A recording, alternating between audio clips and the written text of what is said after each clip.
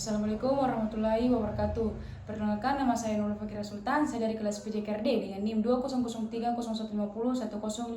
Baik, di sini saya akan sedikit mempresentasikan tentang sejarah silat di Indonesia.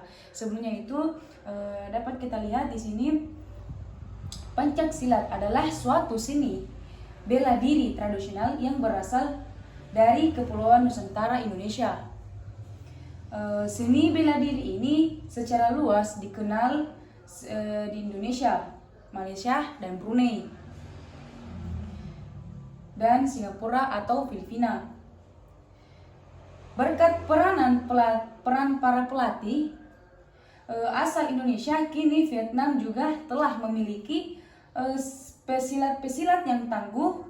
Induk organisasi pencaksilat di Indonesia adalah Ikatan Pencaksilat Indonesia atau disebut sebagai IPS. Organisasi yang mewadahi federasi pencaksilat di berbagai negara adalah Persekutuan Pencaksilat Antar Bangsa. Di sini yang dibentuk oleh Indonesia yaitu Singapura, Malaysia, Brunei Darussalam. Dapat kita lihat pencaksilat adalah di sini dapat kita lihat adalah pencaksilat adalah olahraga bela diri yang memerlukan banyak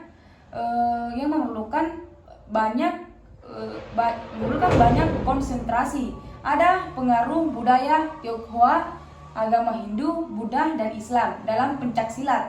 Biasanya setiap daerah di Indonesia mempunyai aliran pencaksilat yang khas. Misalnya daerah Jawa Barat terkenal dengan aliran Simande dan Cikalong. Di Jawa Tengah ada aliran Merpati Putih, dan di Jawa Timur ada aliran PSHT. Di sini setiap 4 tahun di Indonesia pada pertandingan pencaksilat tingkat nasional dalam Pekan Olahraga Nasional yaitu PON. Pencaksilat juga diperbandingkan dalam ajang Pesta Olahraga Asia Tenggara atau Asian Games. Di sini sejak tahun 1987. Di luar Indonesia juga ada banyak penggemar pencaksilat seperti di Australia, Belanda, Jerman, dan Amerika.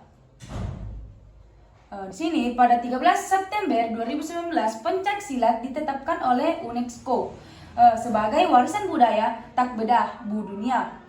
Hal ini adalah salah satu upaya pemerintah dalam memajukan pencaksilat sebagai warisan budaya di Indonesia.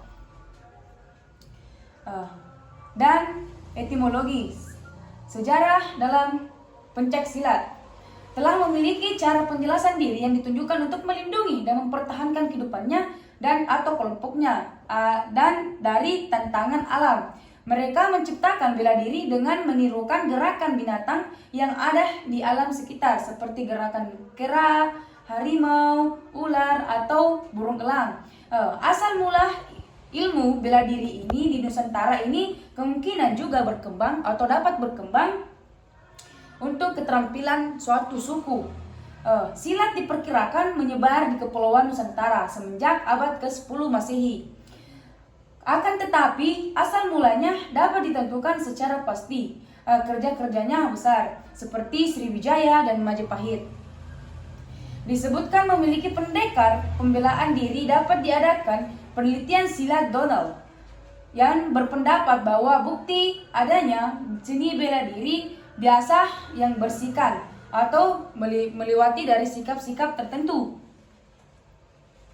Dan yang terakhir adalah perkembangan silat secara historis. Di sini mulai tercatat ketika penyebaran banyak dipengaruhi oleh kaum penyebar agama Islam pada abad ke-14 di Nusantara. Kalau itu pencaksilat diajarkan bersama-sama dengan pelajaran agama di surau atau pesantren. Silat menjadi bagian dari latihan spiritual. Dalam budaya beberapa suku bangsa di Indonesia, pencaksilat merupakan bagian tak terpisahkan dalam upaya adatnya. Misalnya, dalam proses pernikahan adat Betawi terdapat tradisi palang pintu, yaitu peragangan silat Betawi yang dikemas dalam sebuah sandiwara kecil. Acara pengantin wanita dihadang oleh jawara kampung setempat yang diisahkan juga menaruh hati kepada pengantin wanita.